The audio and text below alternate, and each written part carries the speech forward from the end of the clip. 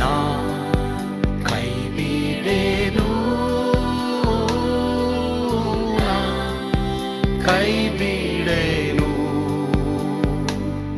ಆ ಮಾತು ಹೇಳಿದನಲ್ಲ, ತಾ ಹೇಳಿದನಲ್ಲವೇ. Price the lord. ಕರ್ತನ ನಾಮಕ್ಕೆ ಸ್ತೋತ್ರವಾಗಲಿ. ಯೇಸು ಕೈ ಬಿಡನು ಎಂಬ ಚಾನೆಲ್ಗೆ ನಾನು ನಿಮ್ಮನ್ನು ಸ್ವಾಗತಿಸ್ತೇನೆ.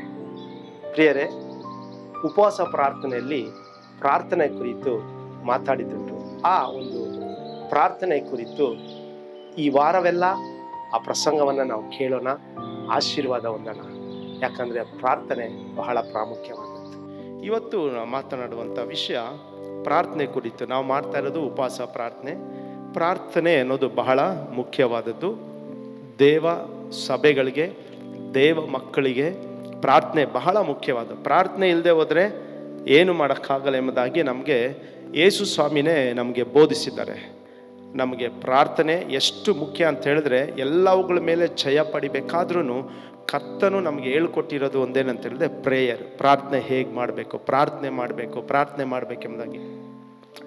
ಯೇಸು ಸ್ವಾಮಿ ಜೊತೆ 12 ಶಿಷ್ಯರಿದ್ರೂ ಅವರೆಲ್ಲರಿಗೂ ಪ್ರಾರ್ಥನೆ ಹೇಳ್ಕೊಟ್ರು. ಅದರಲ್ಲೂ ಮುಖ್ಯವಾಗಿ 3 ಶಿಷ್ಯರನ್ನು ತನ್ನ ಜೊತೆಗೆ ಇಟ್ಕೊಂಡು ಅವರು ಪ್ರಾರ್ಥನೆ ಹೇಳ್ಕೊಟ್ಟಂಥ ದೇವರು. ಅಷ್ಟು ಪ್ರಾರ್ಥನೆಗೆ ಪ್ರಾಮುಖ್ಯ ಕೊಡುವಂಥ ದೇವರಾಗಿದೆ. ಯಾಕಂದರೆ ಪ್ರಾರ್ಥನೆ ಅಂತ ಹೇಳಿದ್ರೆ ನಾವು ದೇವರ ಹತ್ರ ಏನು ಕೇಳ್ಕೊಳ್ತೀವೋ ಅವೆಲ್ಲ ಪಡ್ಕೊಳ್ಳೋದಕ್ಕೋಸ್ಕರ ದೇವರು ನಮಗೆ ಆ ಮಾದರಿಗಳನ್ನೆಲ್ಲ ದೇವರು ತೋರಿಸಿದ್ದಾರೆ. ಅದೇ ರೀತಿ ಸತ್ಯವೇದದಲ್ಲಿ ಒಬ್ಬರು ವ್ಯಕ್ತಿ ಪ್ರಾರ್ಥನೆ ಮಾಡ್ತಾನೆ. ಆ ಪ್ರಾರ್ಥನೆ ಬಹಳ ಮುಖ್ಯವಾದಂಥ ಒಂದು ಪ್ರಾರ್ಥನೆಯಾಗಿ ಪರಿಗಣಿಸ್ತದೆ. ಆ ಪ್ರಾರ್ಥನೆ ಕುರಿತು ನಾವು ನೋಡೋಣ. ಯಾರು ಆ ವ್ಯಕ್ತಿ ಏನು ಪ್ರಾರ್ಥನೆ ಮಾಡ್ತಾರೆ, ಆ ಪ್ರಾರ್ಥನೆ ಎಲ್ಲ ಕ್ರೈಸ್ತರಿಗೂ ಇರಬೇಕಾದಂಥ ಒಂದು ಪ್ರಾರ್ಥನೆ ಅದು. ಆ ಪ್ರಾರ್ಥನೆ ಯಾರು ಮಾಡೋದು, ಏನು ಎಂಬುದಾಗಿ ನೋಡೋಣ. ಇನ್ನು ಬರುವಂಥ ದಿನಗಳಲ್ಲಿ ಈ ಪ್ರಾರ್ಥನೆ ಕೂಡ ಬಹಳ ಮುಖ್ಯವಾದದ್ದು. 30ನೇ ಅಧ್ಯಾಯ ಜ್ಞಾನೋಕ್ತಿಗಳು 30ನೇ ಅಧ್ಯಾಯ 1ನೇ ವಚನವನ್ನು ನಾವು ಓದಿಕೊಳ್ಳೋಣ. ದೈವೋಕ್ತಿ ಯಾಕೆ ಎಂಬವನ ಮಗನಾದ ಆಗೂರನ ಮಾತುಗಳು. ಇವನು ಇತಿಯೇಲನಿಗೂ ಉಕ್ಕಾಲನಿಗೂ. ಓಕೆ, ಇಲ್ಲಿ ಸತ್ಯವೇದದಲ್ಲಿ ಬರೆಯಲ್ಪಟ್ಟಿದೆ. ಇದು ದೈವೋಕ್ತಿಗಳು. ಈ ದೈವೋಕ್ತಿಗಳು ಅಂದರೆ ಬಹಳ ಬೆಲೆಯುಳ್ಳ ಮುತ್ತುಗಳು ಎಂಬುದಾಗಿ ನಾವು ಹೇಳ್ಬೋದು. ಈ ದೈವೋಕ್ತಿಗಳು ಮಾತಾಡಬೇಕಾದ್ರೆ ಬಹಳ ಬೆಲೆಯುಳ್ಳದ್ದು ಎಂಬುದಾಗಿ. ಆದರೆ ಇದನ್ನ ಯಾರು ಮಾತಾಡ್ತಾ ಇದ್ದಾರೆ ಅಂತ ಹೇಳಿದ್ರೆ, ಆಗೋರನ ಕುರಿತು ನಾವು ನೋಡೋಣ. ಆಗೋರ ಎಂಬ ವ್ಯಕ್ತಿ ಮಾತಾಡ್ತಾನೆ. ಈ ಆಗೋರ ಏನಂತ ಹೇಳ್ತಾ ಇದ್ದಾನೆ ಅಂದರೆ, ಇವತ್ತು ಬಹಳ ಮುಖ್ಯವಾದ ದೈವೋಕ್ತಿಗಳನ್ನ ಇಲ್ಲಿ ಬರೀ 30ನೇ ಅಧ್ಯಾಯದಲ್ಲಿ ಹೇಳ್ತಾ ಇರೋದು ಈ ಆಗೋರ. ಸತ್ಯವೇದದಲ್ಲಿ ನಾವು ಯಾವ ರೀತಿ ಯೇಸು ಸ್ವಾಮಿ ತಂದೆಯಾದ ದೇವರು ನಮಗೆ ಪರಲೋಕದ ಪ್ರಾರ್ಥನೆ ಯೇಸು ಸ್ವಾಮಿ ಹೇಳ್ಕೊಟ್ರು. ಬಹಳ ಮುಖ್ಯವಾದಂಥ ಒಂದು ಪ್ರಾರ್ಥನೆ, ಪರಲೋಕದಲ್ಲಿರುವ ನಮ್ಮ ತಂದೆಯೇ ಈ ಪ್ರಾರ್ಥನೆ ಮಾಡ್ರಿ ಎಂಬುದಾಗಿ ಯೇಸು ಸ್ವಾಮಿ ನಮ್ಮೆಲ್ಲರಿಗೂ ಮಾತ್ರ ಒಂದು ಶಿಷ್ಯರಿಗೆಲ್ಲ ಹೇಳ್ಕೊಟ್ರು. ಆ ಪ್ರಾರ್ಥನೆ ಯಾವ ರೀತಿ ಬಹಳ ಮುಖ್ಯವಾದದ್ದು, ಅದೇ ಪ್ರಕಾರವಾಗಿ ಈ ಒಂದು ಜ್ಞಾನೋಕ್ತಿಯಲ್ಲಿ 30ನೇ ಅಧ್ಯಾಯದಲ್ಲಿ ಆಗೋರ ಮಾಡುವಂಥ ಒಂದು ಪ್ರಾರ್ಥನೆ ಅಡಕವಾಗಿದೆ. ಆ ಪ್ರಾರ್ಥನೆ ಕೂಡ ಬಹಳ ಮುಖ್ಯವಾದದ್ದು ಎಂಬುದಾಗಿ ಪಂಡಿತರು ಹೇಳ್ತಾರೆ. ಅಷ್ಟು ಮುಖ್ಯವಾದದ್ದು ಈ ಪ್ರಾರ್ಥನೆ ನಾವು ಮಾಡಬೇಕು ಎಂಬುದಾಗಿಯೇ ಪಂಡಿತರೆಲ್ಲ ಹೇಳ್ತಾರೆ. ಯಾವ ರೀತಿ ಯೇಸು ಸ್ವಾಮಿ ಹೇಳ್ಕೊಟ್ರೋ ಶಿಷ್ಯರಿಗೆ ಪ್ರಾರ್ಥನೆ ಈ ರೀತಿ ಮಾಡ್ರಿ ಎಂಬುದಾಗಿ, ಅದೇ ರೀತಿ ಈ ಜ್ಞಾನೋಕ್ತಿಯಲ್ಲಿ ಕೂಡ ಆಗೋರ ಹೇಳ್ತಾ ಇದ್ದಾನೆ, ಈ ಪ್ರಾರ್ಥನೆಯನ್ನು ನೀವು ಮಾಡ್ರಿ ಎಂಬುದಾಗಿ. ಆ ಒಂದು ಏನು ಪ್ರಾರ್ಥನೆ ಮಾಡ್ತಾನೆ ಈ ವ್ಯಕ್ತಿ ಯಾರು? ಈ ಆಗೋರ ಅನ್ನೋರು ಯಾರಂತ ಯಾರಿಗೂ ಗೊತ್ತಿಲ್ಲ.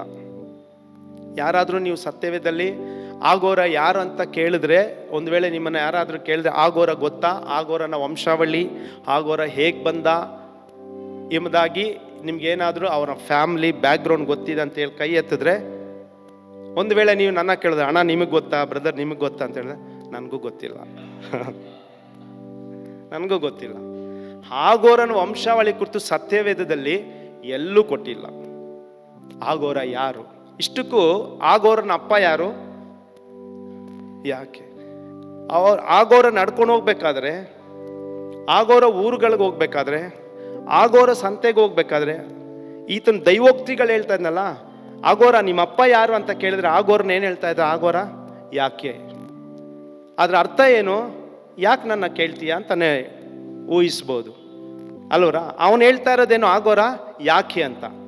ಬೇರೆಯವ್ರು ಅರ್ಥ ಮಾಡ್ಕೊಳ್ಳೋ ಏನಕ್ಕೆ ಕೇಳ್ತಾ ಇದೆಯಾ ಅಂತ ಈತ ಹೇಳುವಂಥ ಆನ್ಸರ್ ಆಗಿರ್ತಾರೆ, ಯಾಕೆ ನಿನಗೆ ಅಂತ. ಇದು ಬಹಳ ವ್ಯತ್ಯಾಸವಾಗಿದೆ. ಆದರೆ ಆಗೋರ ಈ ವ್ಯಕ್ತಿ ಒಂದು ದೈವೋಕ್ತಿಗಳನ್ನ ನುಡಿತಾ ಇದ್ದಾರೆ. ಜ್ಞಾನೋಕ್ತಿಯಲ್ಲಿ ಇಷ್ಟು ಅಧ್ಯಾಯ ಇದೆ, 31 ಅಧ್ಯಾಯಗಳಿದೆ. ಈ 31 ಅಧ್ಯಾಯದಲ್ಲಿ ಒಂದೇ ಒಂದು ಅಧ್ಯಾಯ ಮಾತ್ರ ಈ ಆಗೋರ ಮಾತಾಡ್ತಾ ಇದ್ದಾನೆ. ಏನಂತ ಮಾತಾಡ್ತಾನೆ? ತಿರ್ಗಾ 1ನೇ ವಚನ ಓದೋಣ. 1-2ನೇ ವಚನ ಓದ್ರಿ. ದೈವೋಕ್ತಿ ಯಾಕೆ ಎಂಬವನ ಮಗನಾದ ಆಗೂರನ ಮಾತುಗಳು. ಇವನು ಇತಿಯೇಲನಿಗೂ ಉಕ್ಕಾಲನಿಗೂ ಹೀಗೆ ಹೇಳಿದನು. ಇತಿಯೇಲನಿಗೂ ಉಕ್ಕಾಲನಿಗೂ ಹೀಗೆ ಹೇಳಿದನು. ಏನಂತ ಹೇಳ್ತಾ ಇದ್ದಾನೆ? ಈ ಆಗೋರ ಏನೋ ಒಂದು ಹೇಳ್ತಾ ಇದ್ದಾನೆ, ಏನೋ ಒಂದು ದೈವೋಕ್ತಿ ಹೇಳ್ತಾ ಇದ್ದಾನೆ. ಆ ದೈವೋಕ್ತಿ ಏನು? ಏನಕ್ಕೆ ಆ ಒಂದು ದೈವೋಕ್ತಿಯನ್ನ ಇತಿಯೇಲನಿಗೆ ಮತ್ತು ಇತಿಯೇಲನಿಗೂ ಇವ್ರಿಗೂ ಮಾತ್ರ ಈ ಒಂದು ದೈವೋಕ್ತಿಯನ್ನು ಹೇಳ್ತಾರೆ? ಅಂದ್ರೆ ಈ ಒಂದು ಪ್ರಾರ್ಥನೆ ಅಂತ ಹೇಳ್ತಾರೆ. ಆ ಪ್ರಾರ್ಥನೆ ಯಾವ್ದು ಗೊತ್ತಾ? 7ನೇ ವಚನ ಓದ್ರಿ. 7ನೇ ವಚನ. ನಿನ್ನಿಂದ 2 ವರಗಳನ್ನು ಬೇಡಿಕೊಂಡಿದ್ದೇನೆ. ನಿನ್ನಿಂದ 2 ವರಗಳನ್ನ ನಾನು ಬೇಡ್ಕೊಳ್ತಾ ಇದ್ದೀನಿ. ಅನುಗ್ರಹಿಸದಿರಬೇಡ, ಅನುಗ್ರಹಿಸದೇ ಇರಬೇಡ. ನಾನು ಸಾಯುವುದರೊಳಗಾಗಿ ಓಕೆ, ಅವುಗಳನ್ನು ಕೈಗೂಡಿಸಲಿ. ನಾನು ಸಾಯುವುದರ ಒಳಗಾಗಿ. ನೋಡಿ, ಇದು ಆಗೋರನ ಪೂರ್ವ ಗೊತ್ತಿಲ್ಲ, ಆಗೋರ ಎಲ್ಲಿಂದ ಬಂದಂತ ಗೊತ್ತಿಲ್ಲ. ಆದರೆ ಆಗೋರ ಈ ಲೋಕದಲ್ಲಿ ಜೀವಿಸಬೇಕಾದ್ರೆ, ಆಗೋರ ಈ ಲೋಕದಲ್ಲಿ ಇರಬೇಕಾದ್ರೆ ಅವನ ಪೂರ್ವ ಚರಿತ್ರೆ ಎಲ್ಲಿಂದ ಬಂದ, ಹೇಗೆ ಬಂದ ಏನು ಗೊತ್ತಿಲ್ಲದೆ ಹೋದ್ರು ಆಗೋರ ಒಂದು ಚರಿತ್ರೆ ಮಾಡಿಬಿಟ್ಟು ಹೋಗ್ತಾನೆ. ಹಲ್ಲೆಲೂಯಾ. ಆಗೋರ ಒಂದು ಗುರ್ತಿಟ್ಬಿಟ್ಟು ಹೋಗ್ತಾನೆ. ನಾನು ಆಗೋರ, ನನ್ನ ದೈವೋಕ್ತಿಗಳು ಹೀಗೆ ಅಂತ ಹೇಳ್ತಾ ಇವೆ. ಏನಂತ ಹೇಳ್ತಾನೆ? ನಿನ್ನಿಂದ ಒಂದು 2 ವರಗಳನ್ನ ಬೇಡ್ಕೊಳ್ತಾ ಇದ್ದೀನಿ ಎಂಬುದಾಗಿ. ಅದೇ ರೀತಿ ದೇವ ಮಕ್ಕಳಂತ ನಾವು ಈ ಲೋಕದಲ್ಲಿ ಇರಬೇಕಾದ್ರೆ, ಈ ಲೋಕದಲ್ಲಿ ಜೀವಿಸಬೇಕಾದ್ರೆ ನಮಗೆ ಒಂದು ಬಹಳ ಚೆನ್ನಾಗಿ ಗೊತ್ತಿರಬೇಕು, ನಮ್ಮ ತಾತ ಯಾರು, ನಮ್ಮ ಮುತ್ತಾತ ಯಾರು, ನಾನು ಇಂಥ ಮನೆಯಿಂದ ಬಂದೆ, ಇಂಥ ಬ್ಯಾಕ್ಗ್ರೌಂಡಿಂದ ಬಂದೆ, ನಮ್ಮ ಅಪ್ಪ ಇಂಥವ್ರು, ನಾನು ಇಂಥ ವ್ಯಕ್ತಿ ಅಂತ ಹೇಳ್ಕೊಳಕ್ಕಿಂತ ಏನೂ ಗೊತ್ತಿಲ್ಲದೇನೆ ಬಂದು ಒಂದು ಚರಿತ್ರೆ ಮಾಡಿ ಹೋದಲ್ಲ, ಪ್ರಾರ್ಥನೆ ಹೇಗೆ ಮಾಡೋದು ಎಂಬುದಾಗಿ. ಆ ರೀತಿ ಕ್ರೈಸ್ತರು, ನಮ್ಮ DGC ಸಭೆ ಎಲ್ಲ ವಿಶ್ವಾಸಿಗಳು ಒಂದು ಪ್ರಾರ್ಥನೆ, ಒಂದು ಚರಿತ್ರೆಯನ್ನು ಮಾಡಿ ಹೋದರೆ ಬಹಳ ಒಳ್ಳೆಯದು. ಹಲ್ಲೆಲೂಯಾ. ಹಾಗಾದರೆ ಆಗೋರ ಏನಂತ ಪ್ರಾರ್ಥನೆ ಮಾಡ್ತಾನೆ? ನಿನ್ನಿಂದ ಒಂದು 2 ವರ ಬೇಡ್ಕೊಳ್ತೀನಪ್ಪ ನಾನು, ಅನುಗ್ರಹಿಸದೇ ಇರಬೇಡ. ಅದು ಏನಂತ ಕೇಳ್ತಾನೆ? ಅನುಗ್ರಹಿಸದೇ ಇರಬೇಡ. ಆ ಪ್ರಾರ್ಥನೆ ನನಗೆ ಉತ್ತರ ಕೊಟ್ರೆ ಒಳ್ಳೇದು. ಯಾವಾಗ ಕೊಟ್ರೆ ಒಳ್ಳೇದು ಅಂತ ಆಗೋರ ಪ್ರಾರ್ಥನೆ ಮಾಡ್ತಾನೆ? ಯಾವಾಗ? ಸಾಯೋದ್ರೊಳಗೆ. ಸ್ವಾಮಿ, ಸತ್ತು ಬಿಟ್ಟ ಮೇಲೆ ಅಲ್ಲ, ಸಾಯೋದ್ರೊಳಗೆ ನನಗೆ ಈ ಪ್ರಾರ್ಥನೆಗೆ ಉತ್ತರ ಕೊಟ್ಟು ಬಿಡಪ್ಪ ಎಂಬುದಾಗಿ ಪ್ರಾರ್ಥನೆ ಮಾಡ್ತಾನೆ. ಏನಂತ ಪ್ರಾರ್ಥನೆ ಮಾಡ್ತಾನೆ ಓದ್ರಿ. ನನ್ನಿಂದ ಕಪಟವನ್ನು ಗಮನಿಸ್ರಿ ಎಲ್ರು. ನನ್ನಿಂದ ಕಪಟವನ್ನು, ಸುಳ್ಳು ಮಾತನ್ನು ತೊಲಗಿಸು. ಬಡತನವನ್ನಾಗಲಿ ಐಶ್ವರ್ಯವನ್ನಾಗಲಿ ಕೊಡದೆ ನನಗೆ ತಕ್ಕಷ್ಟು ಆಹಾರವನ್ನು ಭೋಜನ ಮಾಡಿಸು. ಹಾಗಾಗದೆ ಹೊಟ್ಟೆ ತುಂಬಿದವನಾದರೆ ಯೆಹೋವನು ಯಾರೋ ಎಂದು ನಿನ್ನನ್ನು ತಿರಸ್ಕರಿಸೇನು. ಬಡವನಾದರೆ ಕಳ್ಳತನ ಮಾಡಿ ನನ್ನ ದೇವರಾದ ನಿನ್ನ ಹೆಸರನ್ನು ಅಯೋಗ್ಯವಾಗಿ ಎತ್ತುವೆನು. ಕರ್ತನ ನಾಮಕ್ಕೆ ಸ್ತೋತ್ರವಾಗಿ. 2 ಪ್ರಾರ್ಥನೆ ಈತನ ಮಾಡ್ತಾ ಇದ್ದಾನೆ. 2 ಕಾರ್ಯಗಳನ್ನ ತೆಗಿಬೇಕೆಂಬುದಾಗಿ. ಕಪಟವನ್ನು ನನ್ನಿಂದ ತೆಗೆದಾಕು ಮತ್ತು ಸುಳ್ಳನ್ನು ತೊಲಗಿಸು ಎಂಬ ಒಂದು ಪ್ರಾರ್ಥನೆ. ಈ ಪ್ರಾರ್ಥನೆ ಯಾರಾದ್ರೂ ನಾವು ಮಾಡಿದೀವ? ಒಂದು ವೇಳೆ ಮಾಡಿದ್ದೀನಿ ಅಂತ ಹೇಳಿದ್ರೆ ಒಳ್ಳೇದು. ಮಾಡಿದೀವ ಆಂಟಿ? ಮಾಡಿದೀವ ಈ ಪ್ರಾರ್ಥನೆ? ನೋಡಿ, ಇದು ಪ್ರಾರ್ಥನೆ ನಾವು ಮಾಡಬೇಕಾದ್ರೆ, ವಿಶ್ವಾಸಿಯಾದಂಥ ನಾವು, ದೇವ ಮಕ್ಕಳಂತ ನಾವು ಈ ಪ್ರಾರ್ಥನೆ ಮಾಡ್ಬೇಕು. ಏನಂತ ನನ್ನಿಂದ ಕಪಟವನ್ನು, ಸುಳ್ಳು ಮಾತನ್ನು ತೊಲಗಿಸು, ಬಡತನವನ್ನಾಗಲಿ ಐಶ್ವರ್ಯವನ್ನಾಗಲಿ ಕೊಡದೆ ನನಗೆ ತಕ್ಕಷ್ಟು ಆಹಾರವನ್ನು ಭೋಜನ ಪಡಿಸು. ಹಾಗಾದರೆ ಹೊಟ್ಟೆ ತುಂಬಿದವನಾದರೆ ಯೆಹೋವನು ಯಾರೋ ಎಂದು ನಿನ್ನನ್ನು ತಿರಸ್ಕರಿಸನು. ಬಡವನಾದರೆ ಕಳ್ಳತನ ಮಾಡಿ ನನ್ನ ದೇವರಾದ ನಿನ್ನ ಹೆಸರನ್ನು ಅಯೋಗ್ಯವಾಗಿ ಎತ್ತೇನು. ಇದು ಈತನ ಪ್ರಾರ್ಥನೆ ಆಗಿದೆ. ಈ ಪ್ರಾರ್ಥನೆ ಬಹಳ ಹೈಲೈಟ್ ಆಗಿ ಇರುವಂಥ ಒಂದು ಪ್ರಾರ್ಥನೆ. ಅಂದರೆ ಈ ಯಾಕೆ ಅಂದರೆ ಅರ್ಥ ಏನು, ಆಗೋರ ಅಂದರೆ ಅರ್ಥ ಏನು, ಇದರಲ್ಲಿ ಬಹಳ ಮುಖ್ಯವಾದದ್ದು. ಯಾಕೆ ಅಂದರೆ ಇಂದ್ರು ಆಗೋರ್ನ ತಂದೆ ಹೆಸರು ಯಾಕೆ ಎಂಬುದಾಗಿ. ಯಾಕೆ ಅಂತ ಹೇಳಿದ್ರೆ ಭಕ್ತಿ ಉಳ್ಳವನು ಎಂಬುದಾಗಿ ಅರ್ಥ. ಭಕ್ತಿ ಇರುವಂತ ಒಂದು ಕುಟುಂಬದಲ್ಲಿ ಬೆಳೆದಂತ ವ್ಯಕ್ತಿ ಇದು. ಪ್ರಿಯರೇ, ನಾನು ಅವಾಗಲೇ ನಿಮ್ಗೆ ಹೇಳ್ದೆ, ನಾವು ಈ ಲೋಕದಲ್ಲಿ ಇರಬೇಕಾದ್ರೆ ನಮ್ಮ ಕುಟುಂಬ, ನಮ್ಮ ಬ್ಯಾಕ್ಗ್ರೌಂಡು ಇವೆಲ್ಲ ನೆನೆಸ್ಕೊಳ್ಳೋದಕ್ಕಿಂತ ಸಭೆಯಲ್ಲಿ ನೀನು ಏನಾಗಿದ್ದೀಯ ಅನ್ನೋದು ಬಹಳ ಮುಖ್ಯವಾದದ್ದು. ನೋಡ್ರಿ, ಇವನು ಭಕ್ತಿಯ ಕುಟುಂಬದಲ್ಲಿ ಬಂದಂಥ ವ್ಯಕ್ತಿ ಆದ್ರೂ ಇವನ ಬಗ್ಗೆ ಗುರುತಿಸ್ತಾ ಇದ್ದಾರೆ, ಇವನೊಬ್ಬ ದೈವೋಕ್ತಿಗಳನ್ನ ನುಡಿಯುವಂಥ ವ್ಯಕ್ತಿ ಎಂಬುದಾಗಿ. ನಮ್ಮ ಬಗ್ಗೆನೂ ಹಾಗೇನೆ ಸಭೆಯಲ್ಲಿ ಇರಬೇಕಾದ್ರೆ ನಮ್ಮನ್ನು ನೋಡಿದವ್ರು ಹೇಳ್ತಾ ಇರಬೇಕು, ಆಹಾ ಈ ಬ್ರದರ್ ಬರ್ತಾ ಇದ್ರು, ಎಷ್ಟು ಭಯಭಕ್ತಿ ಉಳ್ಳವರಾಗಿದ್ರು. ಇವರು ಸ್ತ್ರೀಯರು ಬರ್ತಾ ಇದ್ರು, ತಾಯಿ ಬರ್ತಾ ಇದ್ರು, ಅಲ್ಲಿಂದ ನಡ್ಕೊಂಡ್ಬರ್ಬೇಕಾದ್ರೇನೆ ಈಕೆ ಭಯಭಕ್ತಿ ಉಳ್ಳವಳಾಗಿ ಬರೋಳು. ಭಕ್ತಿಯನ್ನು ಕಲಿಯೋದಾದ್ರೆ ಈ ವ್ಯಕ್ತಿಯಿಂದ ಕಲಿಬೇಕು, ನಂಬಿಕೆಯನ್ನು ಕಲಿಯೋದ ಈ ಸ್ತ್ರೀಯಿಂದ ಕಲಿಬೇಕು ಅಂತ ಹೆಸರು ಪಡೆಯುವಂತ ದೇವ ಮಕ್ಕಳಾಗಿರ್ಬೇಕು ನಾವು. ಆ ರೀತಿಯಾಗಿ ಇರ್ರಿ ಎಂಬುದಾಗಿ ನಾನು ಆಸೆ ಪಡ್ತೇನೆ. ನಿನ್ನ ನೋಡಿದಾಗ ಹಾಗೆ ಹೇಳ್ಬೇಕು, ಭಕ್ತಿಯುಳ್ಳ ಯವನಸ್ಥಳು, ಭಕ್ತಿಯುಳ್ಳ ಯವನಸ್ಥನು, ಭಕ್ತಿಯಾಗಿ ನಡ್ಕೊಳ್ತಾ ಇರುವಂತ ದೇವ ಮಕ್ಕಳು. ಇದನ್ನ ಆಗೋರ ಒಂದು ಪ್ರಾರ್ಥನೆ ಮಾಡ್ತಾನೆ, ಕಪಟತನ ನನ್ನಲ್ಲಿ ಇರಬಾರ್ದು ದೇವರೇ ಎಂಬುದಾಗಿ. ಈ ಸಭೆಗೆ ಬರ್ಬೇಕಾದ್ರೇನೆ ಜನಗಳು ನೀನು ಇರಬೇಕಾದ್ರೂ ಭಕ್ತಿ ಉಳ್ಳಬ ವ್ಯಕ್ತಿ ಇದ್ದಪ್ಪ, ಸತ್ತೋದಾಗ್ಲೂ ಭಕ್ತಿ ಉಳ್ಳಬ ಸ್ತ್ರೀ ಇದ್ಲು, ಅವ್ರ ತರ ನಡ್ಕೊಳ್ಬೇಕಾಗಿತ್ತು. ಏನ್ ಪ್ರಾರ್ಥನೆ ಮಾಡ್ತಾಳೆ ಆ ವ್ಯಕ್ತಿ, ಆ ಸ್ತ್ರೀ ಏನ್ ಪ್ರಾರ್ಥನೆ ಮಾಡ್ತಾ ಇದ್ದಾಳೆ, ಎಷ್ಟು ವಾಕ್ಯಗಳನ್ನ ಹೇಳಿ ಪ್ರಾರ್ಥನೆ ಮಾಡ್ತಾಳೆ, ಹೋರಾಡಿ ಪ್ರಾರ್ಥನೆ ಮಾಡ್ತಾಳೆ. ನಡ್ಕೊಂಡು ಬರಬೇಕಾದ್ರೂ ಆಕೆ ಹೋಗ್ಬೇಕಾದ್ರೂ ಎಲ್ಲ ವಿಷಯದಲ್ಲೂ ಕೂಡ ಭಕ್ತಿಯಾಗಿ ನಡ್ಕೊಳ್ಳುವಂಥ ಒಬ್ಬ ಸ್ತ್ರೀ, ಒಬ್ಬ ಪುರುಷನಾಗಿದ್ದಾರೆ ಎಂಬುದಾಗಿ ಸಭೆಯಲ್ಲಿರುವಂಥ ದೇವ ಮಕ್ಕಳು ನಿನ್ನ ಬಗ್ಗೆ ಮಾತಾಡಬೇಕು. ಹಲ್ಲೆಲೂಯಾ. ಅದು ಕ್ರೈಸ್ತ ಜೀವಿಕೆ ಬೇಕಾದಂಥ ಒಂದು ಗುರುತು. ಅದನ್ನೇ ಆಗೋರನ ಒಂದು ಪ್ರಾರ್ಥನೆ ಆಗಿದೆ, ಕಪಟ ತೆಗೆದಾಕು ಸ್ವಾಮಿ. ದೇವರ ವಾಕ್ಯವನ್ನು ಕೇಳಿ ನೀವು ಆಶೀರ್ವಾದ ಹೊಂದಿದ್ದೀರ ನಾನು ನೆನೆಸ್ತೇನೆ. ನಾವು ಈಗ ಕಣ್ಗಳ ಮುಚ್ಚಿ ನಾವು ಪ್ರಾರ್ಥನೆ ಮಾಡೋಣ. ಯಾಕಂತ ಹೇಳಿದ್ರೆ ಪ್ರಾರ್ಥನೆ ಮುಖ್ಯವಾದದ್ದು ಎಲ್ಲರಿಗೂ ಬೇರೆ. ಅದರಿಂದ ಕಣ್ಗಳ ಮುಚ್ಚಿ ನಾವು ಪ್ರಾರ್ಥನೆ ಮಾಡೋಣ. ನಮ್ಮನ್ನು ಬಹಳವಾಗಿ ಪ್ರೀತಿ ಮಾಡುವಂತ ಪರಲೋಕದ ತಂದೆಯೇ, ನಿಮ್ಮ ನಾಮಕ್ಕೆ ನಾವು ಸ್ತೋತ್ರ ಸಲ್ಲಿಸ್ತೇವೆ ಸ್ವಾಮಿ. ಹೌದಪ್ಪ ತಂದೆಯಾದ ದೇವರೇ, ಆಗೋರನ್ನ ಪ್ರಾರ್ಥನೆ ಸ್ವಾಮಿ ಎಷ್ಟು ವಿಶೇಷವಾಗಿದೆ. ಅದನ್ನ ಕರ್ತನೆ ಆಲಿಸಿ ಉತ್ತರ ಕೊಟ್ಟಂತ ಕರ್ತನು ಇವತ್ತು ಕರ್ತನ ದೇವರೇ, ನಿನ್ನ ಮುಂದೆ ಮೊಣಕಾಲಾಕಿ ಪ್ರಾರ್ಥನೆ ಮಾಡುವಂತ ಎಲ್ಲ ಮಕ್ಕಳಿಗೂ ನೀನು ಉತ್ತರ ಕೊಡೋದಕ್ಕೆ ಸ್ತೋತ್ರ. ಬೇಡಿಕೊಳ್ಳಿರಿ ನಿಮಗೆ ದೊರೆಯುತ್ತದೆ ಎಂಬುದಾಗಿ ಹೇಳಿದ್ರೆ ಸ್ವಾಮಿ. ಕರ್ತನೆ ಈ ಮಕ್ಕಳು ಪ್ರಾರ್ಥನೆಯಲ್ಲಿ ಕರ್ತನೆ ಮೊಣಕಾಲು ಇರ್ಬೇಕಾದ್ರೆ ಅವರಿಗೆ ಆಶೀರ್ವಾದವನ್ನು ಕೊಡು. ಮುಚ್ಚಲ್ಪಟ್ಟಂತ ಬಾಗಿಲುಗಳು ತೆರೆಯಲ್ಪಡ್ಲಿ ಎಂಬ ನಾನು ಪ್ರಾರ್ಥಿಸಿದೆ ಸ್ವಾಮಿ. ಒಂದೊಂದು ಕುಟುಂಬದಲ್ಲಿ ಸ್ವಾಮಿ ಕರ್ತನೆ ಪ್ರಾರ್ಥನೆ ಕರ್ತನೆ ದೇವರೇ ತುಂಬಲಿ ಎಂಬುದನ್ನು ನಾನು ಪ್ರಾರ್ಥಿಸ್ತೇನೆ. ಕರ್ತನೆ ಅವ್ರು ಪ್ರಾರ್ಥಿಸಿದಾಗಲೇ ಸ್ವಾಮಿ ಅವ್ರು ಆಗಲಿ. ಯೇಸುವಿನ ಹೆಸರನ್ನು ಬೇಡುತ್ತೇವೆ ತಂದೆ, ಆಮೇಲೆ. ಮರಿಬೇಡಿ, ಯೇಸು ನಿಮ್ಮನ್ನ ಕೈ ಬಿಡಲು.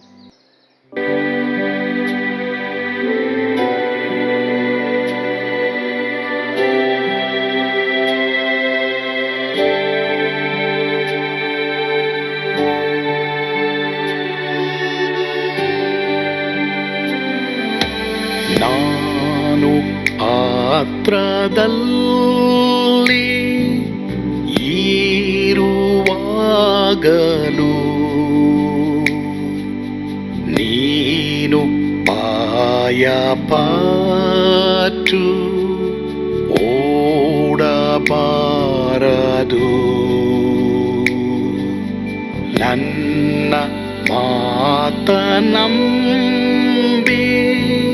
ಸ್ಥಿರವಾಗಿರು.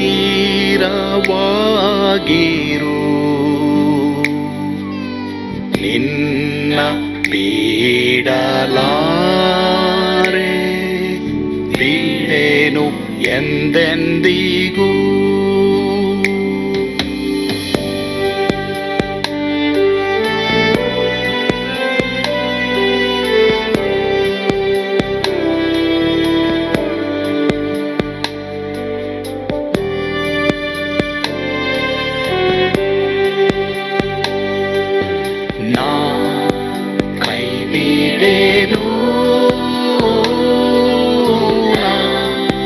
ಕೈ ಬಿಡೆನು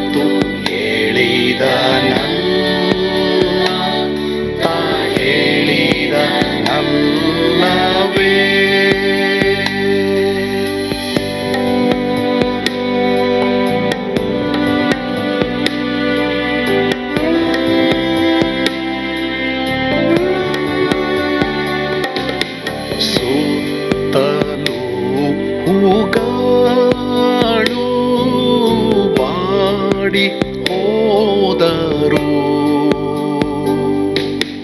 ಮೇಲೆ ಸ್ವರ್ಗದೋಳು ಬಾದಲಾಗದು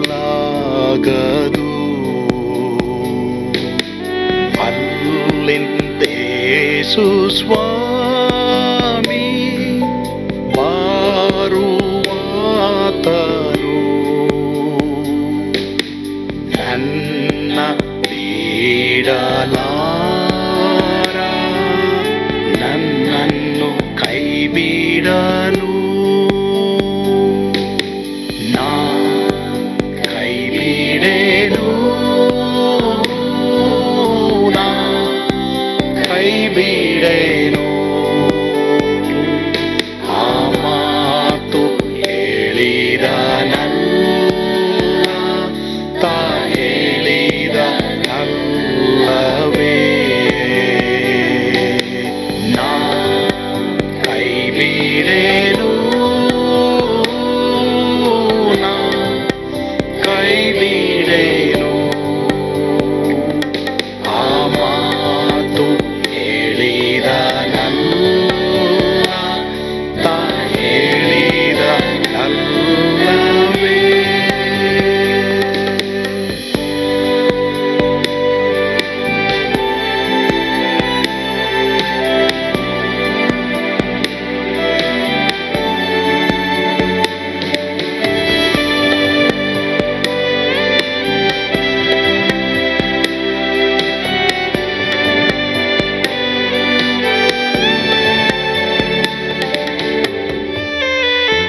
ಮುಂದೆ ಬಾಹು ಕಷ್ಟ ಬಾರುತ್ತಿದ್ದರು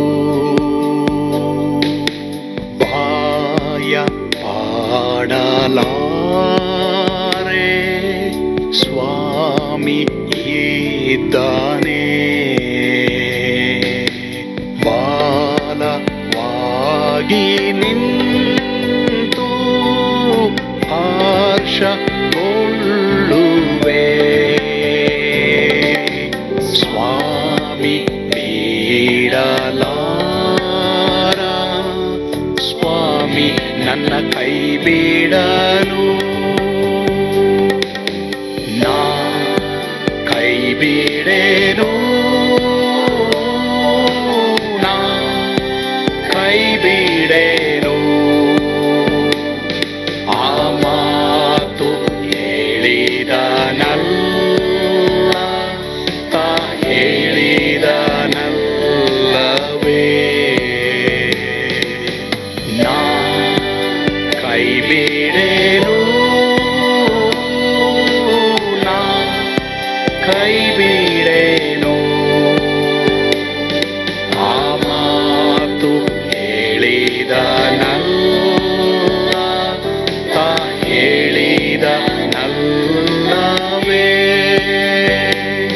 ತಾ ಹೇಳಿದನಲ್ಲವೇ